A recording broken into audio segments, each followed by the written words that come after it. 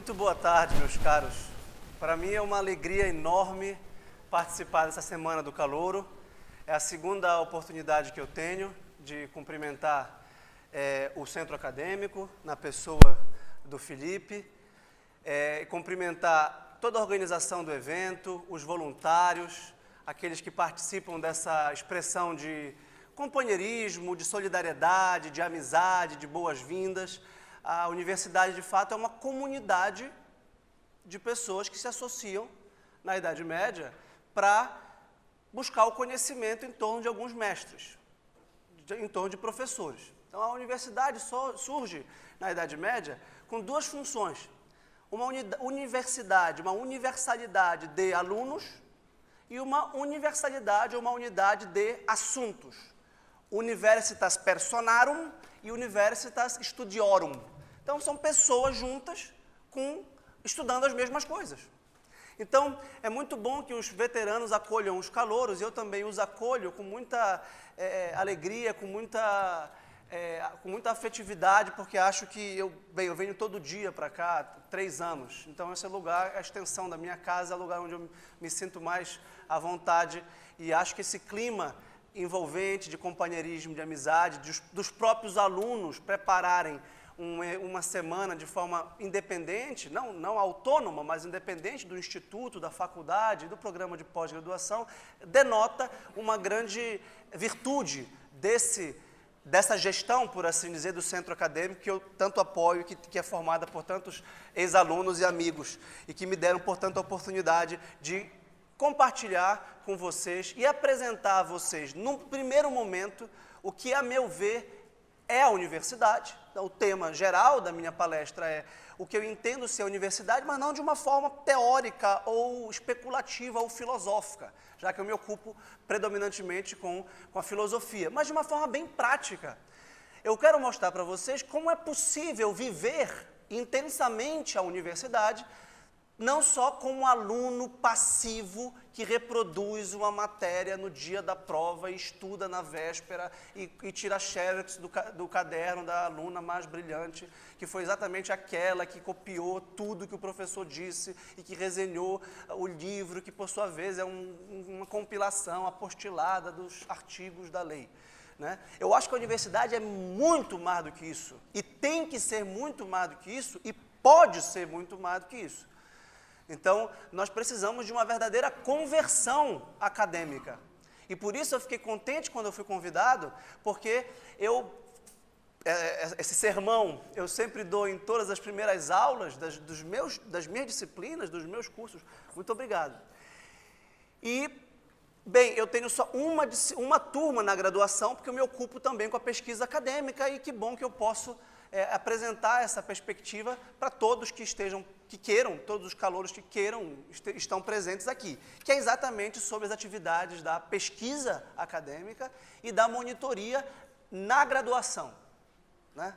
E não só na pós-graduação, porque na pós-graduação, a pós-graduação, estrito sensu, é o local da pesquisa acadêmica em que há uma disciplina específica chamada estágio docente.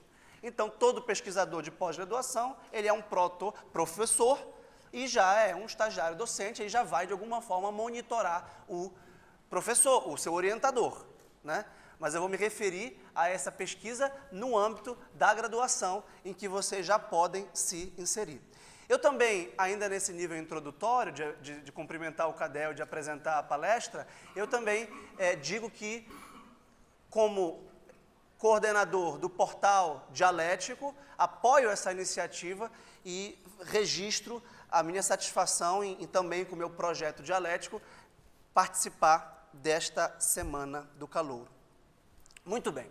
O ponto de partida das reflexões jurídicas em geral tem que ser a Constituição Federal. Como vocês já sabem, nós não fazemos mal, ao contrário, fazemos muito bem de partirmos. Qualquer que seja a nossa reflexão, pode ser sobre educação, pode ser sobre cultura, desporto, lazer, direitos sociais, direitos individuais, direito processual, direito material, o que quer que seja, é muito bom nós partirmos da Carta Magna que estrutura o Estado e as relações sociais em geral através dos direitos. Tá?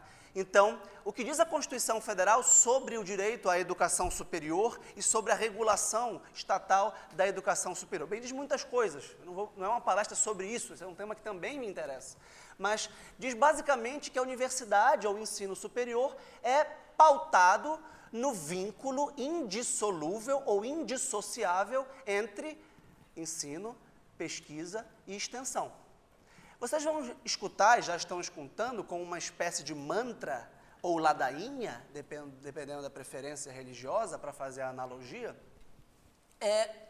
esse tripé acadêmico de forma reiterada. Vocês vão dizer, não, vocês vão ouvir muitas vezes, a universidade é o vínculo indissolúvel entre pesquisa, extensão e ensino, e, portanto, nós temos que fazer isso também. Agora, se a gente for ver o percentual de carga horária, de dinheiro, de energia, de tempo e de motivação e de pessoas que se dedicam à pesquisa e à extensão, eu acho que é menos de 1%. Os dois. A gente poderia até fazer um cálculo matemático, Felipe. Posso estar errado, mas eu não estou muito errado. Se for 95%, ainda continua valendo o argumento. Mas com certeza não é mais do que 10%. Ou seja, essas atividades de pesquisa e extensão, eu não vou falar da extensão, embora eu vá anunciar o que é a extensão, elas são minoritárias. Eu brinco que eu preciso de cotas para inclusão de minorias, porque eu sou uma minoria. Eu sou a minoria dos pesquisadores. Eu não sou o único, meus colegas têm muitos que pesquisam. Mas quantos dos professores têm pesquisas acadêmicas? Quantos dos professores realizam pesquisas acadêmicas envolvendo os alunos de graduação? Ora, deveria ser um dever de todo professor acadêmico pesquisar. De fato, eu não consigo compreender como, mesmo em disciplinas que têm um gesto mais positivista e um gesto mais de explicitar o conteúdo dos códigos e das leis, em geral, eu não consigo conceber como um professor, mesmo em disciplinas aparentemente técnicas, aparentemente mecânicas, aparentemente objetivas, diretas, que não tem muita conversa, digamos assim, consiga sobreviver numa academia sem pesquisar. Porque se a universidade for ensino sem pesquisa, ela é, com todo respeito, um cursinho preparatório para concurso. E aí vem o que eu considero a maior crise pedagógica. Esse é um tema que eu estudo muito, a crise pedagógica, a crise do ensino superior. É que, qual é a maior crise pedagógica? Isso me deixa assim muito afetado. É que os cursos preparatórios para cursinho, os manuais descomplicados, simplificados, apostilados, são muito melhores e muito mais eficientes para incutir ideias a serem repetidas no dia da prova. A tragédia é a seguinte: se for só para ensinar e reproduzir e não pesquisar, a universidade perde para um cursinho de preparatório para concurso. E qual é a tragédia? É que nós passamos 5 anos desperdiçando tempo, dinheiro, energia, verba pública, porque a gente está no ensino superior, e conclui e vai fazer um cursinho preparatório para universitário, não universitário. Então, isso é realmente um problema grave. E aí o aluno passa a pautar e aferir a qualidade dos professores e do material didático da universidade pela sua eficiência na aprovação de concursos públicos, cuja avaliação é totalmente marcada por uma didática repetitiva, mecânica e passiva. Ora, nós não podemos ser passivos intelectualmente, porque os desafios da realidade jurídica brasileira contemporânea são hipercomplexos, são muito desafiadores. Nós não temos uma resposta pronta para equacionar a dificílima convivência pública numa democracia liberal pluralista. Nós não temos respostas e fórmulas, mas a sociedade exige de nós respostas. Nós quem? Juristas? Nós, conhecedores do direito, nós, defensores da Constituição, dos direitos humanos, fundamentais, sociais. E a sociedade olha para nós esperando alguma resposta de uma cidadania qualificada. O que eu estou chamando de cidadania qualificada? Uma cidadania qualificada pelo conhecimento científico e universitário do ordenamento jurídico do Estado.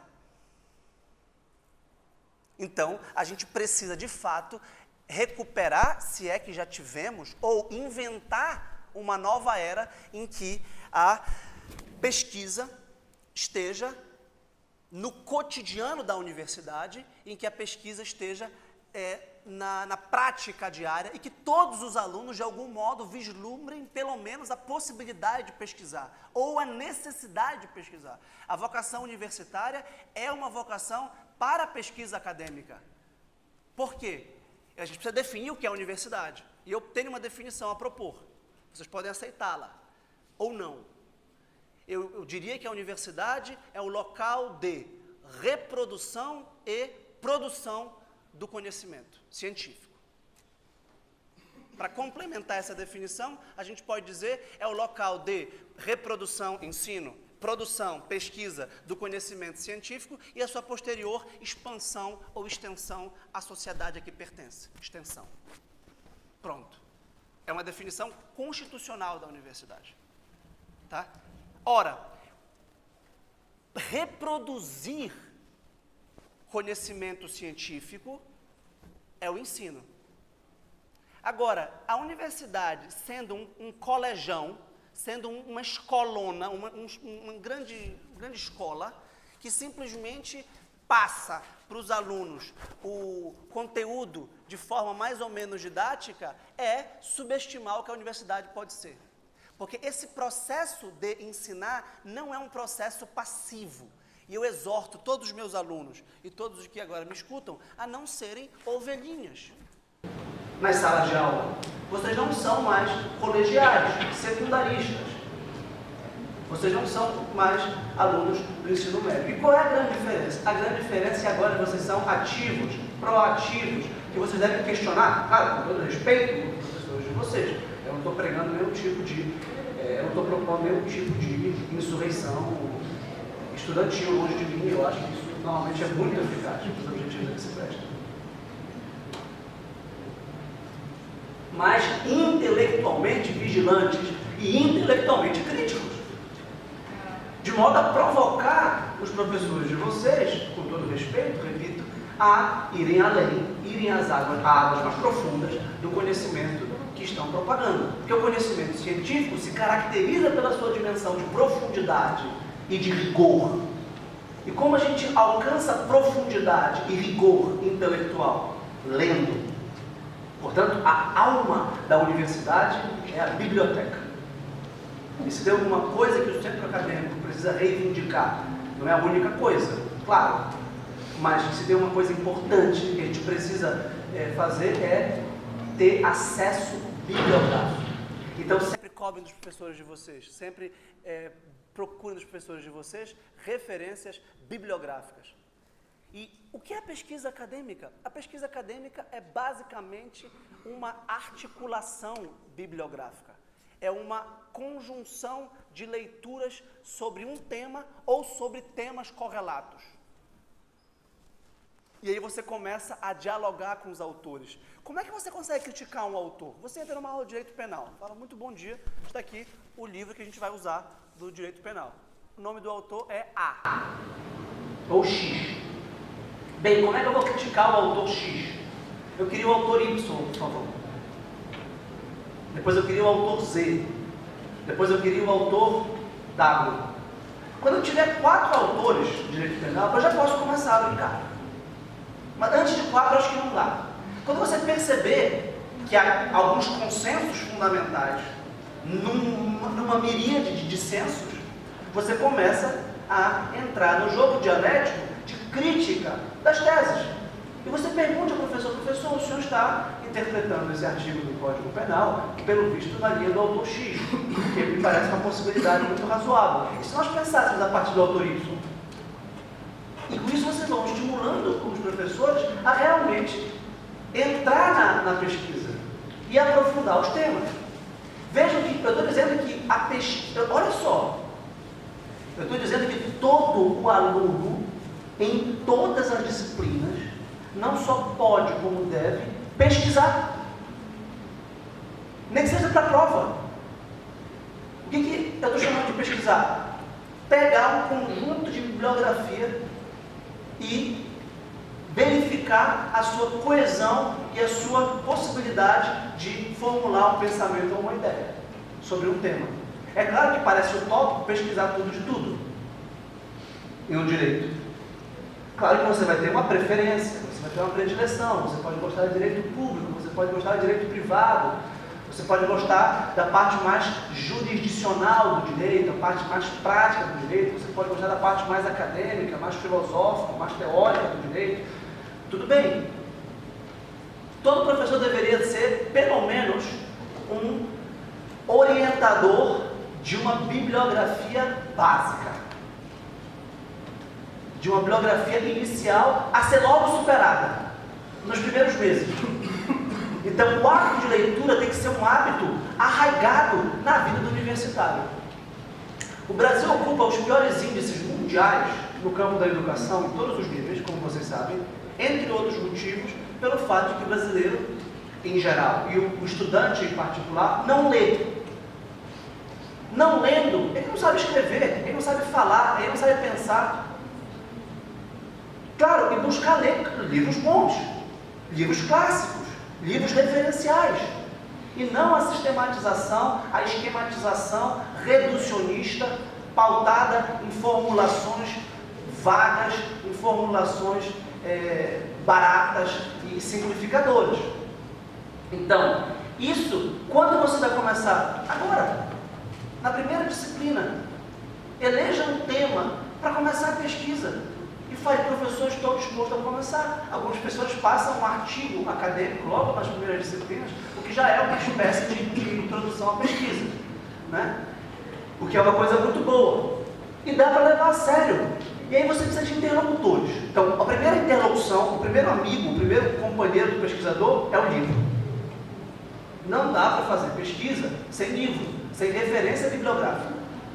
Tá certo? Se o professor não for capaz de orientar essas referências, você busque na era da informação, tão famigerada em que nós vivemos, na internet, em outros meios, procure outros professores, né? Cobre dos professores, pare os professores nos corredores, atrasem-nos, assediem-nos, para que eles lhes dêem o que eles têm que lhes dar, que é bibliografia. Essa é a melhor coisa que um professor pode dar, é referências bibliográficas. Nesse primeiro momento. No segundo momento, o que ele vai poder fazer é conversar e criticar e entrar num debate dessas questões. Olha, eu ainda nem comecei a falar da pesquisa institucionalizada. Eu estou falando de uma pesquisa difusa e de uma pesquisa cotidiana nas salas de aula, em que o professor vai se ver obrigado ou estimulado a fazer uma espécie de orientação em tempo real com o aluno. O aluno pergunta, professor, se eu quiser pensar isso, eu posso? Se eu quiser partir dessa hipótese para pensar e chegar nesse resultado, faz algum sentido? O professor vai ser obrigado a responder, ou com a humildade intelectual, que é uma grande virtude acadêmica também, ele pode dizer, vou refletir, vou pesquisar e vou ver. E o professor também tem que fazer dever de casa. Aliás, o bom professor gosta do dever de casa.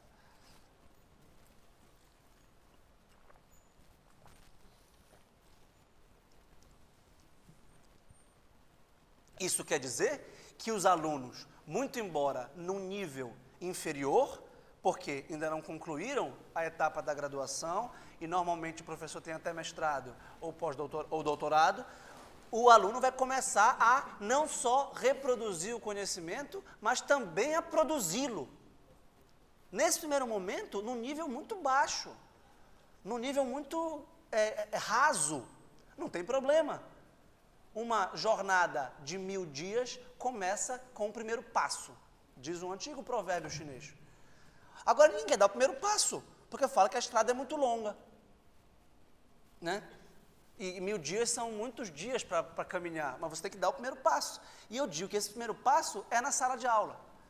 Ah não, professor, a pesquisa é no mestrado, daqui a uns 6 anos, quando a gente tiver, se eu tiver vocação acadêmica, a pesquisa é para quem quer dar aula, a pesquisa é para quem não tem a virtude da prática, de ir para o fórum, de ir para a vida prática do direito, que é a solução jurisdicional dos litígios.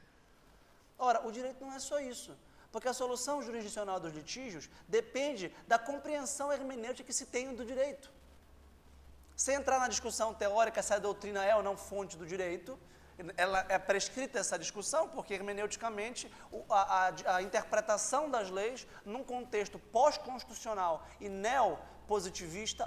pós-positivista e neoconstitucional, a própria interpretação dos princípios constitucionais é um diálogo não só com as próprias leis, mas também com um conjunto de interpretações que são dadas a ela, inclusive pela doutrina. Então, nós vamos começar a nos acostumar a esse gesto crítico e participativo e proativo de ler e aprofundar já na graduação de imediato. Da mesma forma, então, no primeiro momento eu quero dizer, da pesquisa e da monitoria difusa, dispersa, espontânea. Você não precisa da autorização de ninguém para fazer isso. Você não precisa ir com a coordenadora e dizer, eu queria começar a pesquisar. Já comece. Eleja um mestre, eleja um mentor para lhe ajudar, de acordo com a sua preferência, também com a sua afinidade empática com esse mentor ou mestre, que isso é importante também, obviamente, mas principalmente pelo conteúdo que ele pode transmitir. E se ele não puder ou não quiser, o que é um problema, um erro dele, porque ele deveria saber que ele não está aqui só para ensinar, mas também para pesquisar, ou pelo menos para não castrar o aluno que queira pesquisar, procure outro, seja ouvinte. Uma das coisas que eu acho mais interessante é que todas as minhas turmas, de todas que eu tive aqui, sempre tiveram pelo menos um ouvinte. Alunos que falam, professor, eu queria assistir a sua aula, porque eu queria conhecer outra perspectiva, outro ponto de vista, ou já tive essa disciplina e queria conhecer outra forma de dar. Claro, entre. Dificilmente um professor vai negar o seu acesso à sala de aula. Eu acho até que ele nem poderia fazer isso. Ele, em tese, pode. Mas acho que pelo contexto de uma educação pública, livre, gratuita, né, eu acho que ele não vai se indispor, ele não vai se incomodar. Se tiver espaço, também tem isso. Se não tiver espaço, vamos trazer mais cadeiras, a gente fica ali apertadinho. Bem, e a monitoria difusa que eu estou chamando? E a monitoria dispersa que eu estou chamando? Bem, essa monitoria, ela começa, veja, eu fiz isso, tá? Eu estou falando isso com muita experiência própria. Eu vivo isso há uns 15 anos. Há 14 anos eu vivo cotidianamente essa pesquisa e essa monitoria. A monitoria dispersa ou difusa é quando você chega com pelo menos um aluno interessado para debater um tema. Isso já é uma monitoria. Por quê? Em que sentido? Informal. Porque você leu, talvez mais do que ele, você vai começar a tentar mostrar para ele, a ensinar, você vai começar a tentar dialogar com um aluno que queira. Isso é que é a universidade. Universitas personarum. É um universo de pessoas, em torno de um universo de estudos. Universitas studiorum. É isso que é a universidade, na sua origem. Né? A universidade não é a instituição do ponto de vista físico, é o espírito acadêmico que o anima. A universidade sem um espírito acadêmico é um prédio que pode servir para qualquer outra coisa. Para a gente se conhecer, para a gente passear, para a gente fazer relação social, que é muito legal, que é muito bom, para a gente fazer esporte, para a gente fazer festa, que tudo isso é bom e legítimo, mas isso aqui é um local precípio de estudo e pesquisa, tá certo? Para depois, sim, nós termos uma profissão bem remunerada e reconhecida e podemos ajudar a sociedade com esse conhecimento científico, porque a ciência é um bem, e é um bem comum. Isto é um bem para todos, tá certo? Então, essa é a dimensão que eu estou chamando de informal. E aí, a segunda dimensão, na monitoria ainda, é quando você chega com um professor voluntariamente e pede para acompanhá-lo. Eu cheguei aqui e eu acho que no segundo dia de aula, eu recebi um e-mail e no terceiro dia a visita pessoal, eu nem tinha a minha sala ainda, do Ayrton, que está presente aqui, e é o meu bom amigo, e do André Lucas. Tá tá certo? Dizendo, nós estamos estudando a teoria da justiça do Rawls, nós sabemos que o senhor conhece essa teoria e pode nos ajudar, nós queremos que o senhor nos ajude e também nós queremos acompanhar as suas aulas. Isso, eu olhei e falei assim, nossa, Deus se antecipa em fornecer certos pedidos que nós ainda nem fizemos. Porque eu ainda nem tinha pedido a Deus isso. Mas ele já me mandou. Eu falei, nossa, então esse pessoal aqui... E isso eu percebi, porque isso eu não vi na UNAMA e no CESUPA, que foram as duas instituições, e nem na Faculdade de São Bento, no Rio de Janeiro, que foi a primeira universidade em que eu dei aula. Esta aqui é a quarta. E a última, que eu hei de morrer aqui. Então,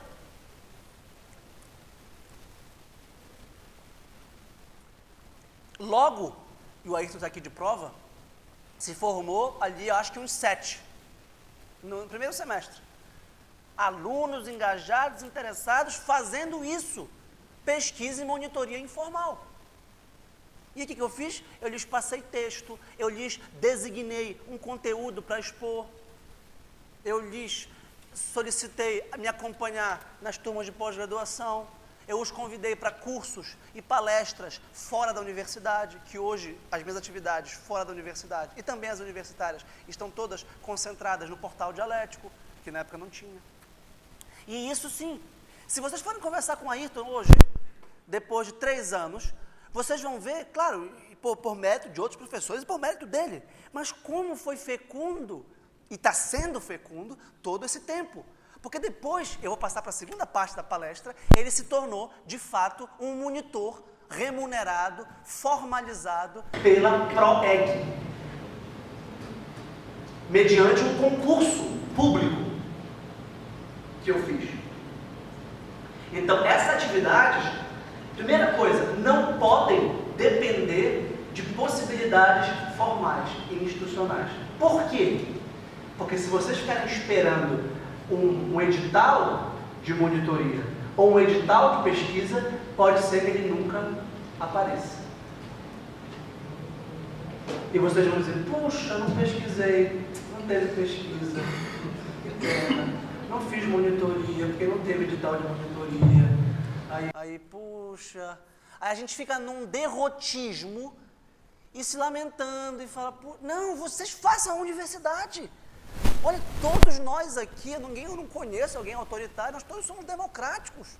Nem é possível que nós sejamos, nem é possível estar no direito de não ser democrático, embora nem todos sejam muito democráticos. Mas fale com os professores, peçam, exijam, criem, vejam esse centro acadêmico, quantas mil coisas eles não fazem. E quantos grupos, levantes, movimentos, ligas, tem de tudo aqui dentro. E tem que ter também grupos, ligas, levantes, centros de estudo. Então, criem. Quem sabe faz a hora que espera acontecer. Dizia o nosso poeta Geraldo Lambert. Então, é essa proatividade que eu reivindico como sendo uma das características mais salientes do espírito universitário e do espírito acadêmico. Agora sim, depois desse grande introito, eu entro especificamente no tema da pesquisa e da monitoria formal. Tá certo? Agora sim, digamos a parte até institucional e a parte informativa da minha palestra.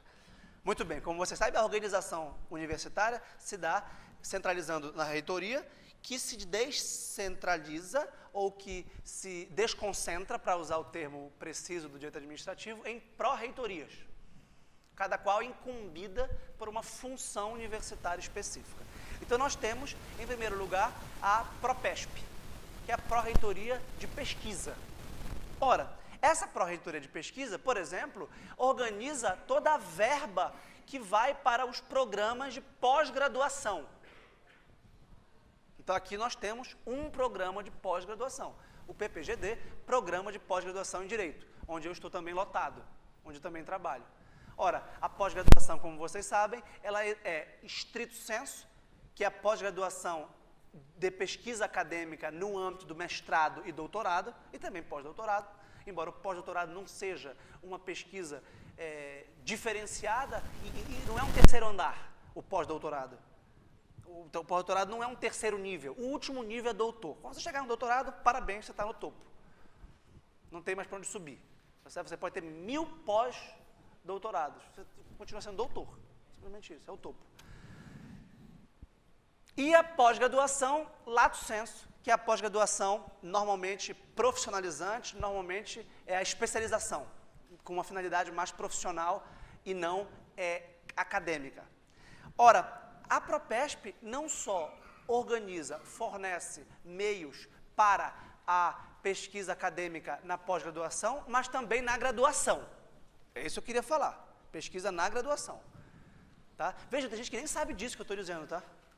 Parece uma coisa, muitos de vocês falam, mas conta uma nova, isso é óbvio, né? Nem todo mundo sabe disso, por isso que eu fiquei feliz com o convite, aceitei na hora, conversando com a professora Valena, e com a professora Maria Estela também, que participou da organização, pelo que me consta, e pediram para eu falar disso, porque isso ocupa, assim, a maior parte do meu tempo.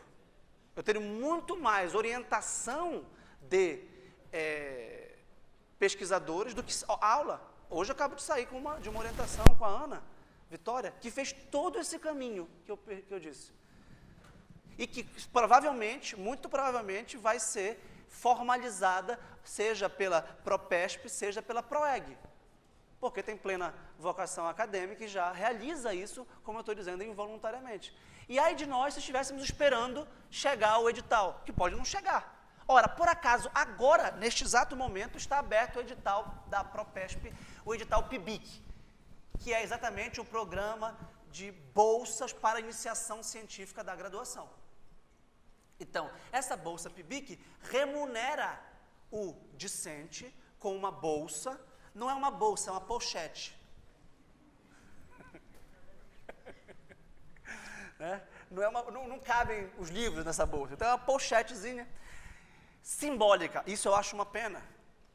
Por que é uma pena? Porque certos estágios remuneram muito mais e nós precisamos de dinheiro.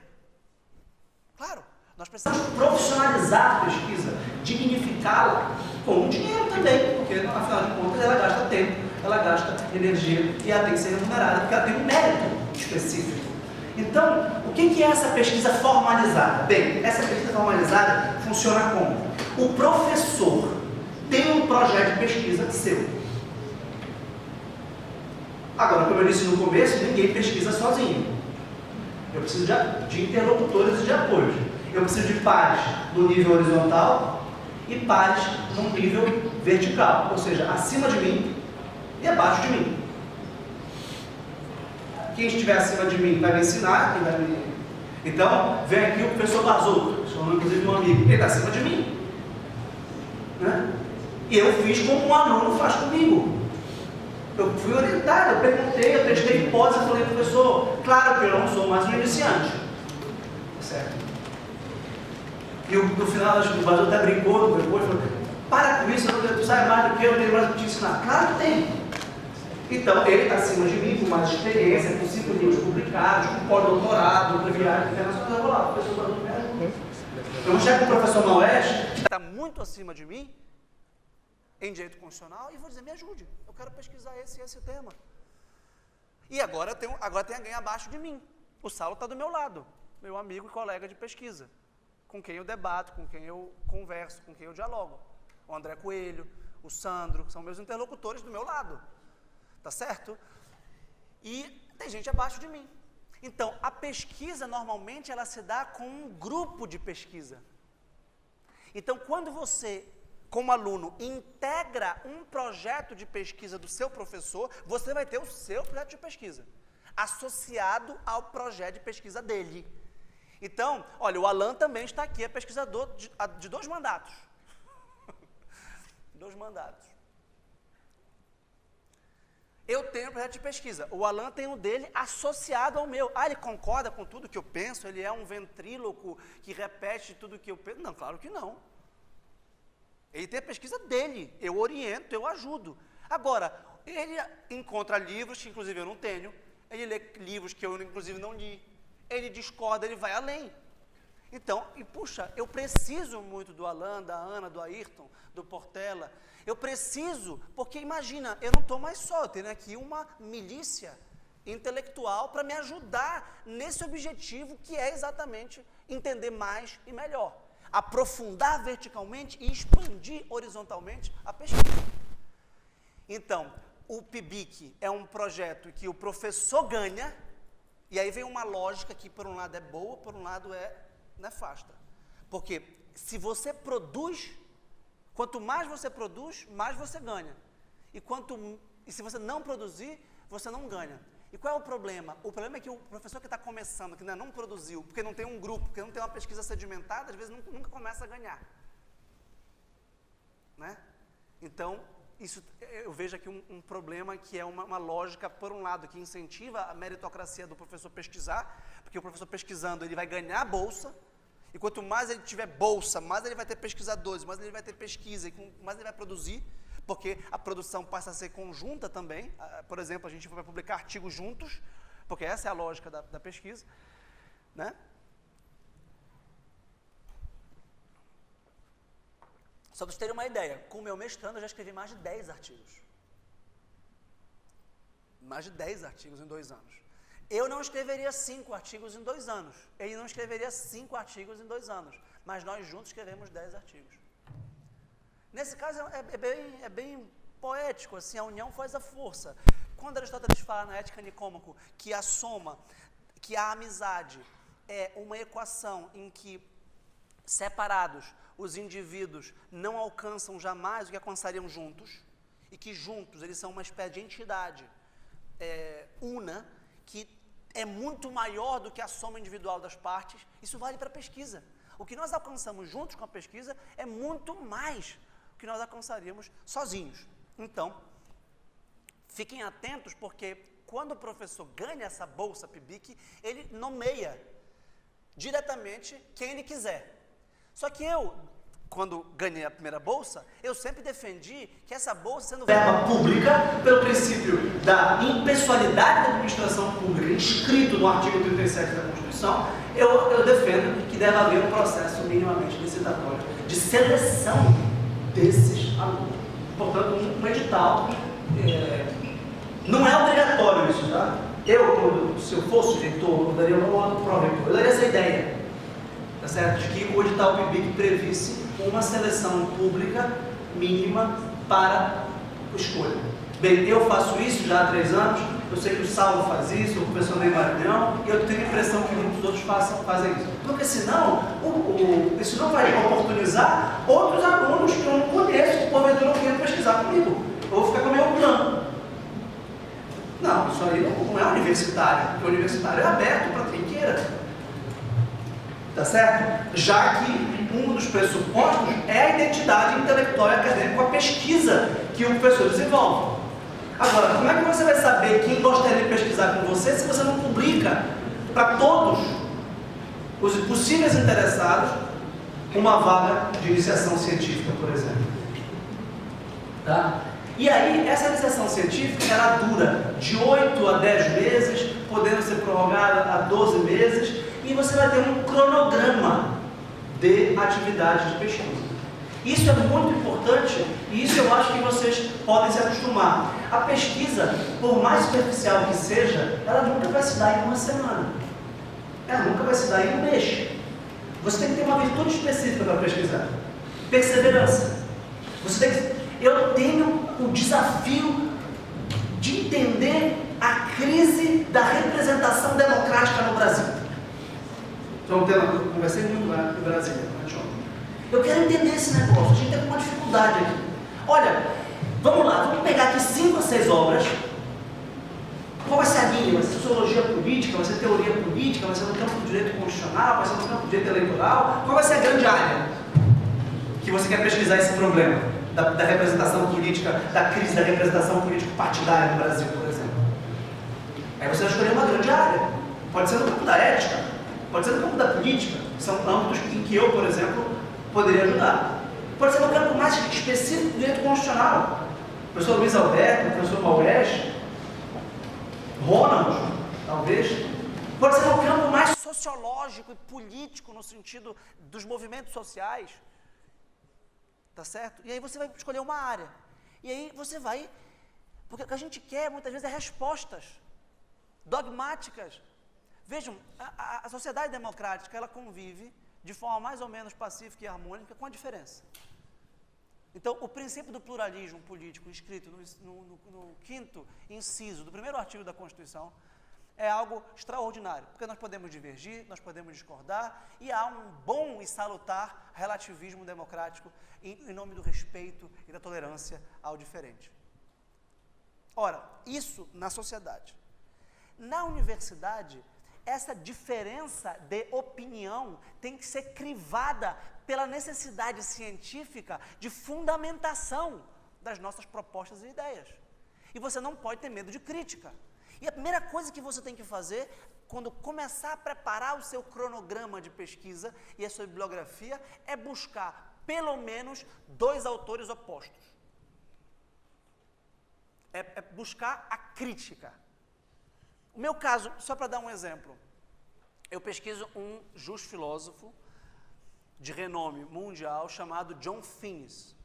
Quando eu comecei a estudar o John Finnis, a primeira coisa que eu quis saber é quem é o seu maior adversário. Chama Joseph Raz. Pois é esse que eu vou estudar.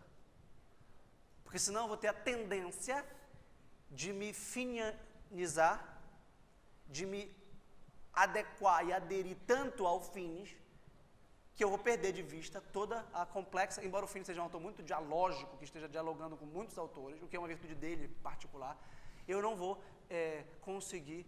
E quem é que realmente discorda do Finnis? O meu amigo André Coelho. Opa, então eu tenho aqui o Joseph Raz e o André Coelho bem perto de mim.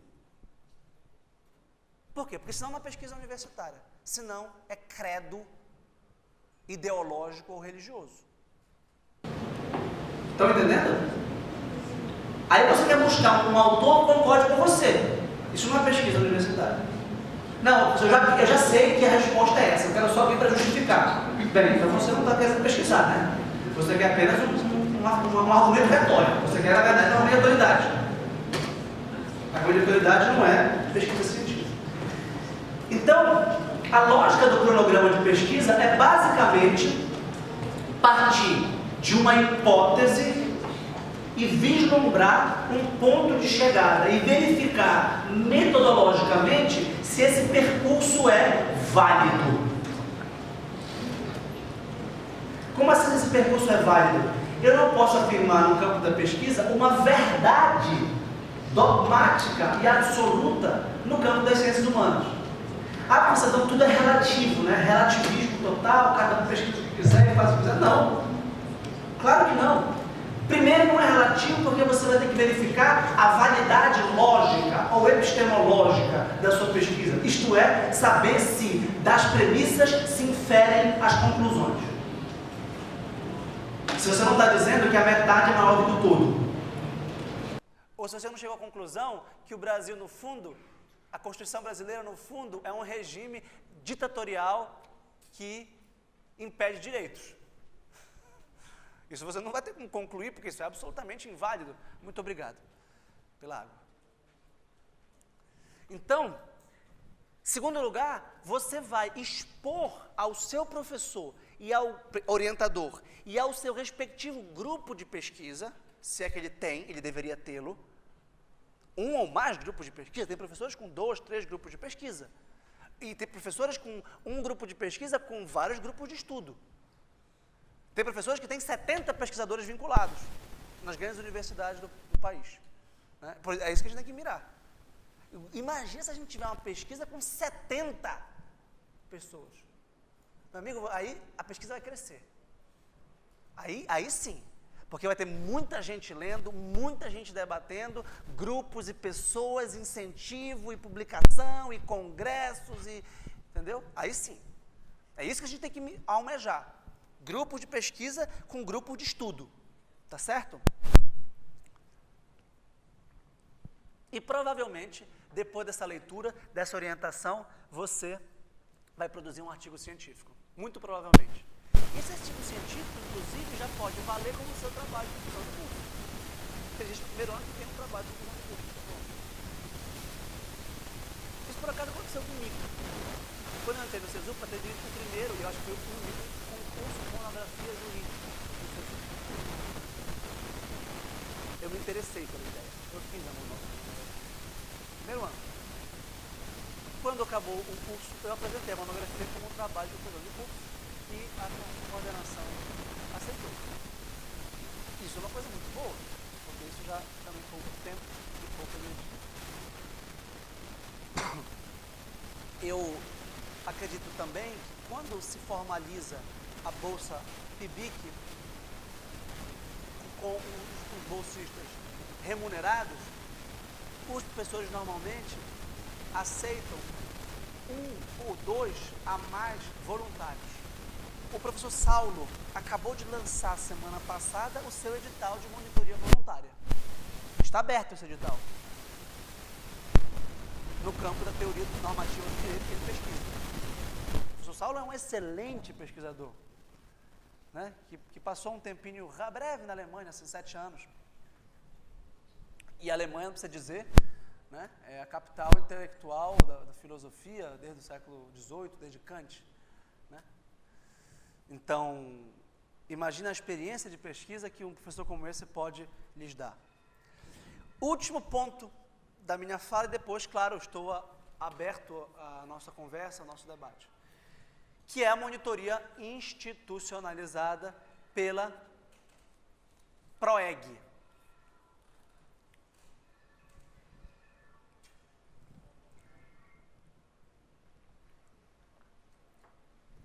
Só último detalhe, o edital PIBIC normalmente é publicado em abril.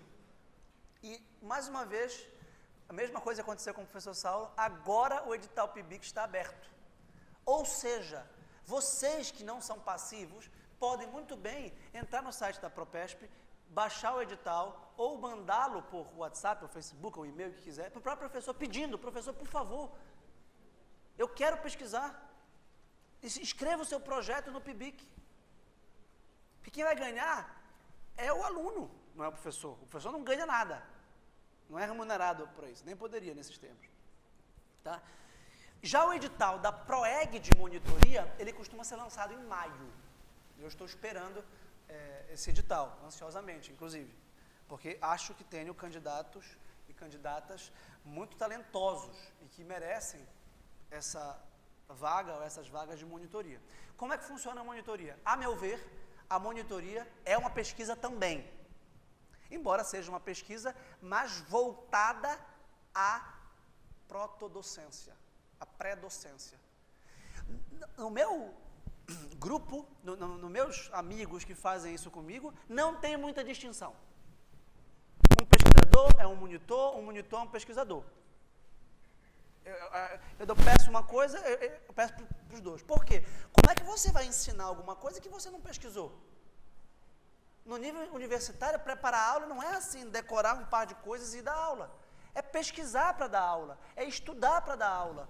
Olha, quando eu decidi ser professor, eu aprendi uma coisa.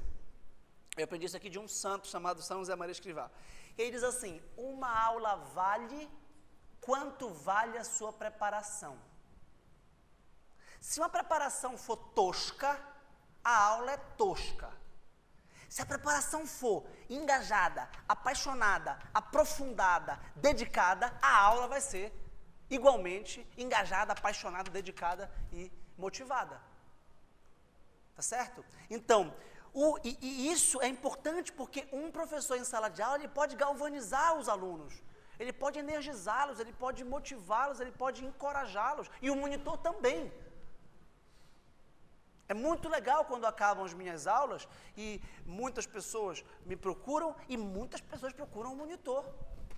Eu lembro do Valdenor, que foi meu mestrando e fez estágio de docência, mas como eu disse, é a mesma atividade, só que ele está um pouco acima, ele está no mestrado.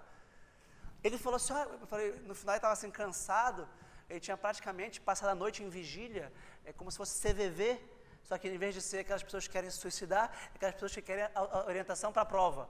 Ele passou a madrugada inteira e acabou a prova. Eu falei, que alívio, né, Valdenor? Ele falou, não, as pessoas continuam perguntando, se interessando, estudando. Eu falei, parabéns, é isso que tu terias que fazer mesmo. Porque passar na prova é fácil, tirar excelente é fácil. Basta estudar e conseguir fazer, isso não é difícil. tenho certeza que qualquer um de vocês tem capacidade intelectual de ter uma boa nota, de ter um bom conceito, se dedicarem minimamente. O que não se tem muitas vezes é tempo e interesse. Então é uma questão muito mais de organização moral da vida do que de capacidade intelectual. Até porque capacidade intelectual vocês já demonstraram tê-la, passando no Enem. Então, a monitoria, ela se dá com a dedicação de uma carga horária específica, normalmente 20 horas por semana, que é uma carga horária relativamente alta, tá certo?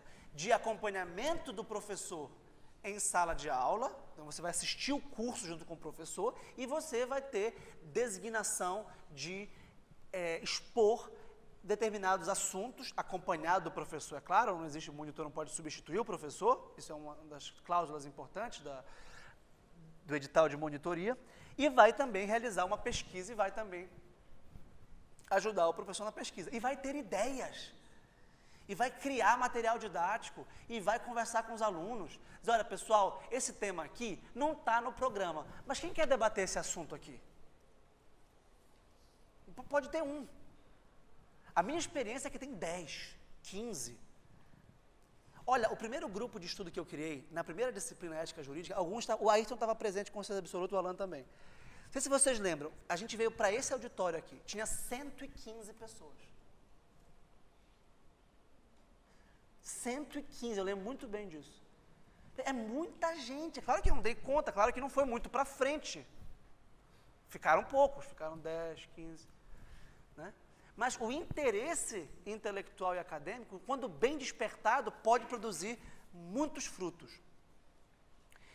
Então, meus caros, por fim, eu apenas falo agora, sem querer puxar a sardinha para o meu lado, como dizia a vovó, mas apresento, por fim, um grupo de pesquisa existente, que é o meu. É o que eu conheço mais. Então, ele pode servir de exemplo de um grupo de pesquisa em atividade. Bem, eu, quando cheguei na universidade, fundei, junto com o professor Paulo Veio, o grupo de pesquisa Direitos Humanos, Ética e Hermenêutica, e credenciei o projeto de pesquisa A Fundamentação Ética dos Direitos Humanos, Razão Prática e Razão Prática e Lei Natural em John Finnes. Ora, esse meu projeto de pesquisa estava funcionando como uma linha do grupo de pesquisa. Até o momento que ele cresceu e passou a ser um próprio grupo de pesquisa. Então, no segundo ano que eu estava aqui, eu fundei o meu grupo de pesquisa, chamado A Tradição da Lei Natural, que tem como principal linha o estudo do John Finnes, que é esse autor.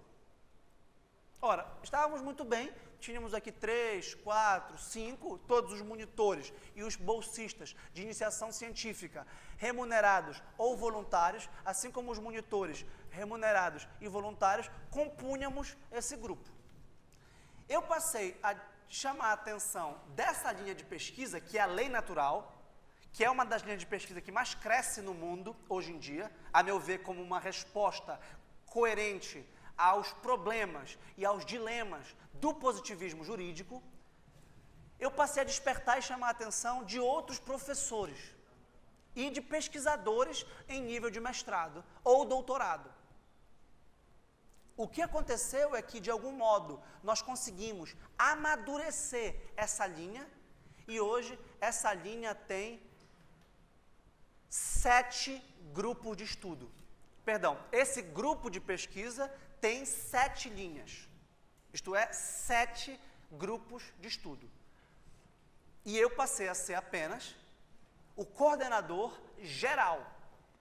Então, eu contribuo aos coordenadores particulares de cada grupo de estudo.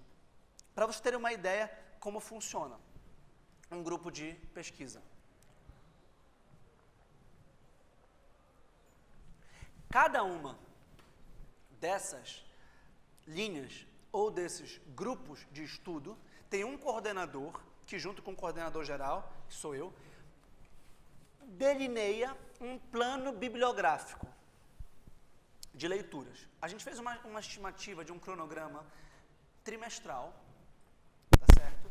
com encontros quinzenais. 15 dias é um tempo bom para ler aí umas 100 páginas. Vamos colocar por alto. Eu acho muito pouco. 100 páginas você lê num dia, bem lidas e bem assimiladas, se você sentar para ler. Não é ficar no WhatsApp, não. Tem que sentar e vir para a biblioteca. Uma coisa que eu recomendo muito vocês a fazerem é terem horário de biblioteca, com o telefone desligado. Tá certo? Então eu estou aqui das 8 às 12 na biblioteca, o telefone está no silencioso.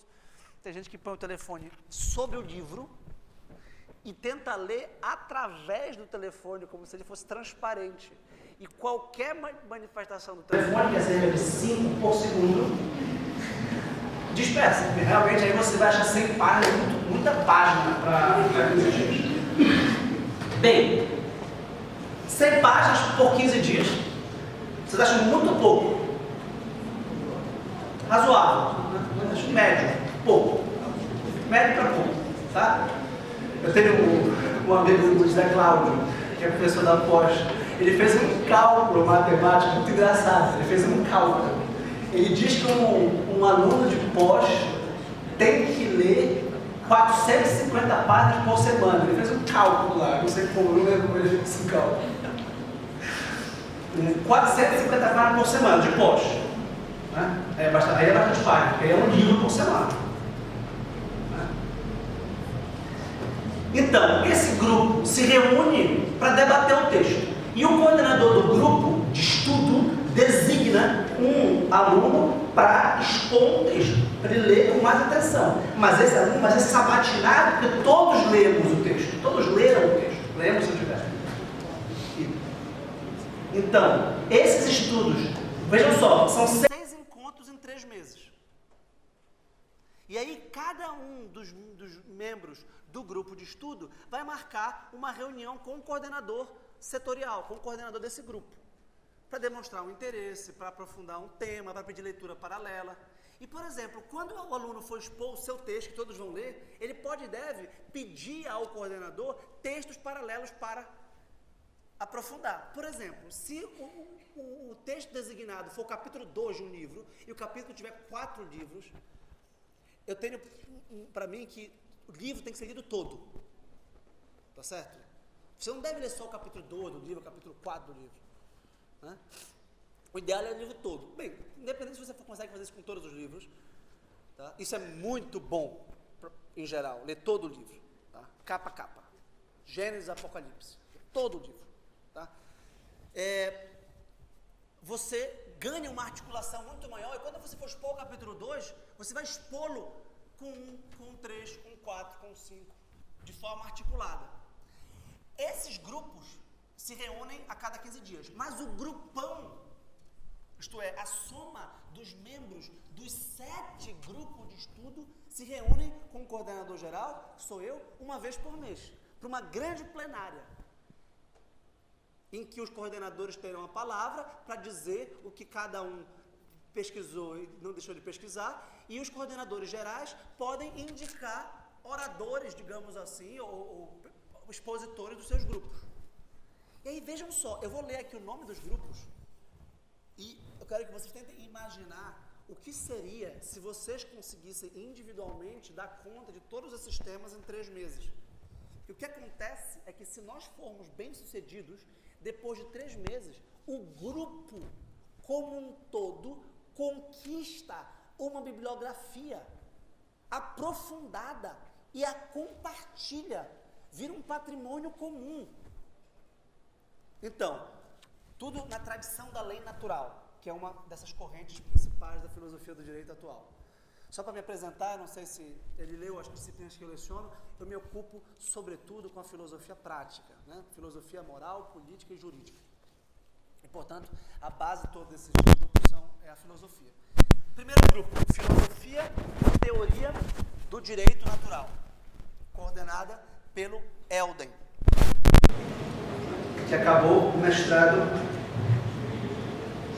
há cerca de um mês atrás. Segundo grupo, tradição, narrativa e lei natural, também com mestrando orientado pelo professor Celso Vaz Lucas do Couto. Tradição, narrativa e lei natural. Terceiro grupo, Estado laico, secularização e liberdade religiosa, com a mestranda Marcela Pimentel. Né? Quarto grupo, família e a nova teoria do direito natural, com a mestranda Diene Ricker. Quinto grupo, bioética e o direito à vida, com o mestrando Mário Ribeiro. Sexto grupo, direito penal e justnaturalismo, com o professor e doutorando Cleuton Mamed. E sétimo grupo, bem comum e relações privadas, com o doutorando e professor Alexandre Bona. Cada grupo desse tem cerca de 20 membros, aproximadamente. Alguns têm mais, o penal tem quase 50, civil deve ter uns 30.